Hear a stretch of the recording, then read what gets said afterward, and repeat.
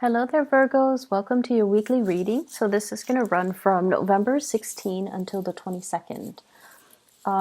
First off, I have a few big messages for you guys. I feel like this is a week where the give and take in a relationship, and it doesn't even matter what kind of relationship it is, imbalances in give and take in friendships, in collegial relationships with work colleagues, co-workers, bosses, and as well as people who are near and dear to you, a relationship partner, a child, somebody that you share space with, whatever it is, whatever those relationships are.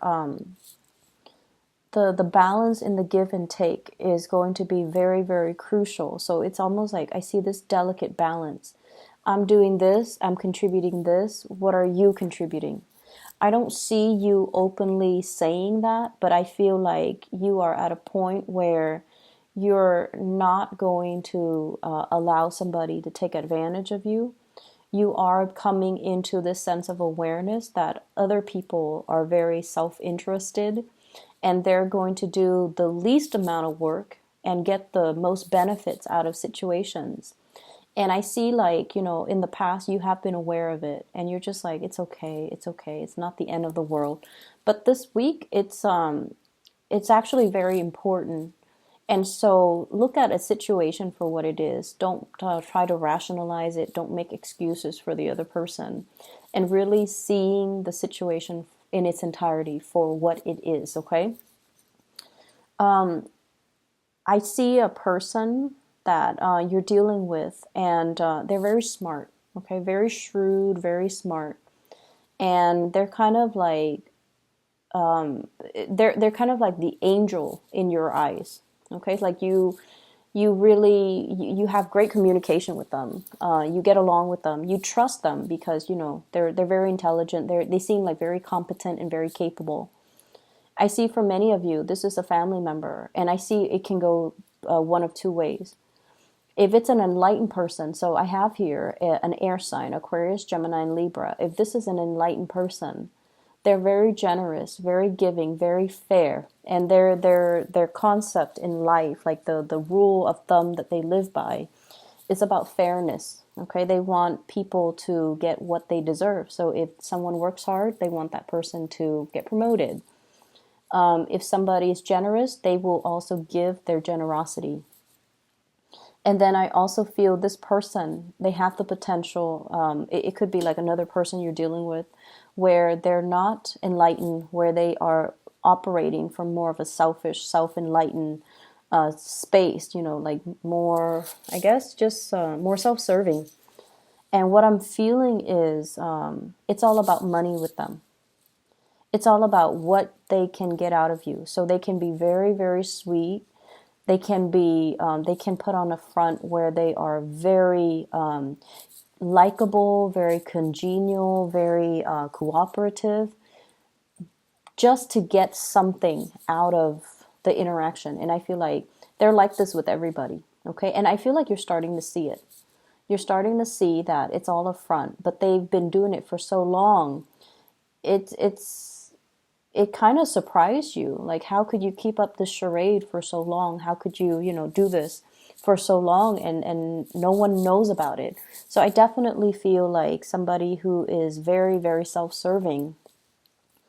And it's all a matter of what other people can do for me. What can I get out of this? How can I, kind of like weasel my way into a situation and put on like a shiny facade and just get the most benefits out of it. So that's what I'm feeling.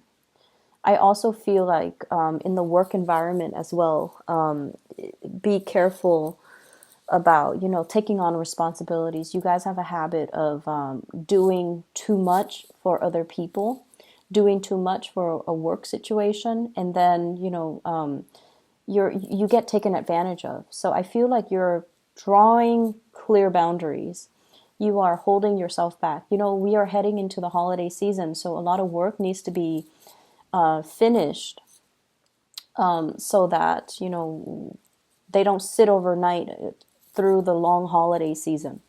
So what I'm feeling is there's a lot of meetings, there's a lot of group work and collaboration between you and other people. And everyone is very, very self-serving. So just be careful. Everyone is out for themselves. They're trying to get the big pot, like the big piece of the pie. So if there is a bonus, if there has been, I feel like there's some financial benefits coming to you based on your hard work. So it's not going unnoticed. But I also feel on the flip side, other people that are not pulling their weight in a work situation, they're also getting a bonus. And that's not really fair. And I feel like you're coming to this sense of injustice. Like, that's not fair. They're not really doing much and they're still getting the bonus. So you might feel a little bit jaded by the decision from management about whether or not these people are owed, like compensation, whether or not they deserve a bonus. And I feel like it's really not fair. I also feel like there is some type of a recognition ceremony, like an achievement awards and things like that, where somebody is like, oh, I want to thank this person, thank that person, when in fact, when they were working, they were just very uncooperative. So I feel like definitely somebody is putting on airs, somebody's putting on a show to paint themselves in a really good light, but outside of this achievement award, outside of this ceremony, they're not like that. They're not all that great and all that nice. I do see issues with children coming into the picture for those of you with children, or you're taking care of other people's kids, or you're dealing with somebody who's significantly younger than you that you really care about. You want to give them the best, but at the same time, I also feel like you want them to also work for it, because you want to help them build their character, help them understand the concept of delay gratification, help them understand the value of hard work. You want to instill in them, these good qualities. And I feel like it's a very delicate balance as well, because you also tend to get in the habit of doing everything for that person. And so try to detach a little bit and let them do things for themselves. Let them come to you if they need help, rather than, doing everything for them. Okay, so that's really, really important. What I'm feeling as well is I feel like there is some disappointment here regarding wanting to build a future with another person. And I don't feel like, it's a disappointment where they stab you in the back or anything like that.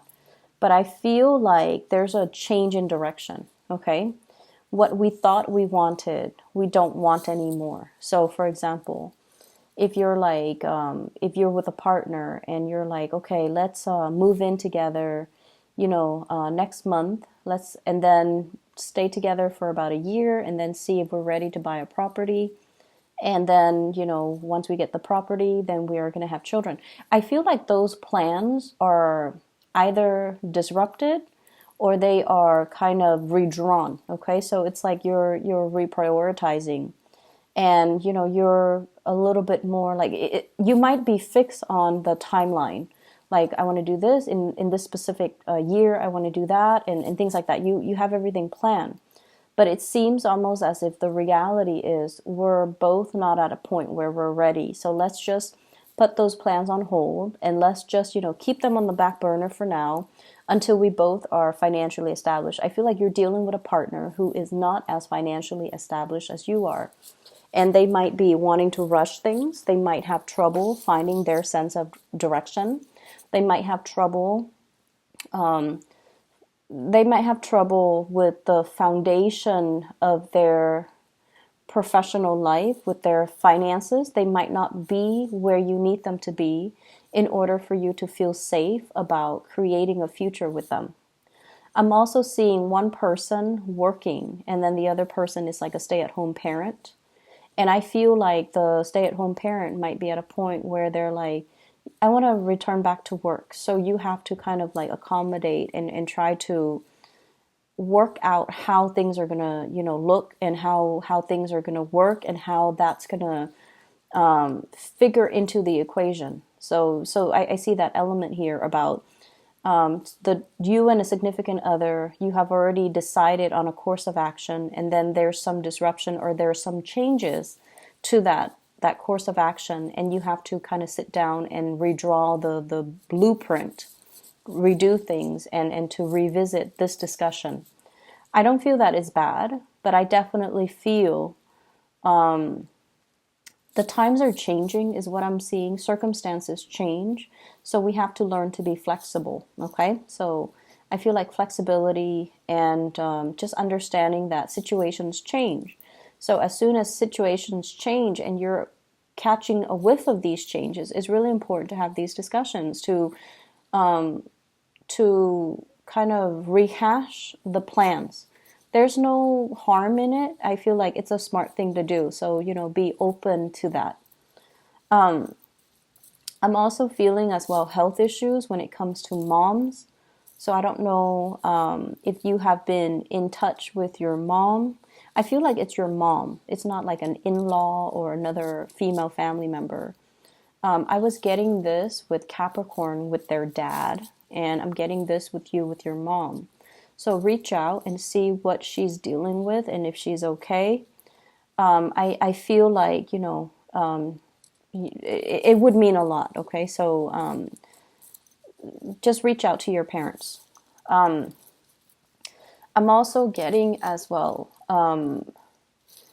like property needing to be appraised, or you're anticipating some type of repairs within the household unit, some type of repair, some type of restructuring, possibly remodeling, making room for more people to move into the household, or fixing up property in order to sell them. So that element is coming through. It's going to work out really well. It's going to work out really well in your favor. And I also see like a big financial windfall, bonuses, commission checks, and things like that. And so financially, I feel like you're in a really, really, really good space. For those who are single, I feel like if you're dealing with an air sign, so this is an Aquarius, a Gemini, or a Libra, they're making a re-entry into your life, okay? And I feel like this is a person that you get along really well with, but for whatever reason, I feel like they might have been in your life, and then they left, and then now they're coming back in, and you're kind of wondering, where were you? Like, what were you up to? And I feel like they dealt with some emotional pain while they were away.